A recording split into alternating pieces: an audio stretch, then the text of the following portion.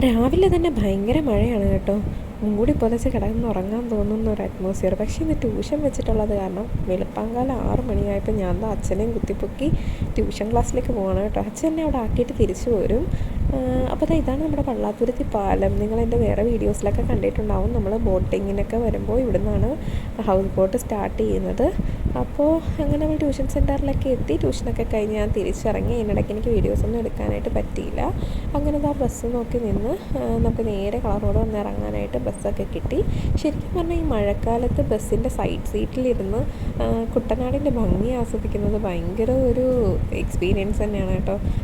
ഒട്ടും മിസ് ചെയ്യാതെ എല്ലാവരും ലൈഫിൽ ഒരു പ്രാവശ്യമെങ്കിലും ഒന്ന് ഈ ഒരു സ്ഥലത്തൂടെയൊക്കെ ഒന്ന് പോകണം. അത് ഭയങ്കര ഒരു ബ്യൂട്ടിഫുള്ളാണ്. പ്രകൃതിയൊക്കെ ഭയങ്കരമായിട്ട് ഇങ്ങനെ പച്ചപ്പും മഴയും എല്ലാം താമര വരെ ഇങ്ങനെ നിൽക്കുന്ന ഭയങ്കര ഒരു ആംബിയൻസാണ്. അങ്ങനെ നമ്മൾ നേരെ അവിടെ നിന്ന് വീട്ടിലേക്കാണ് പോകുന്നത്. ഞാൻ കുട എടുത്തില്ലായിരുന്നു. അത് കാരണം കുറച്ചൊക്കെ മഴ നനയേണ്ടി വന്നു.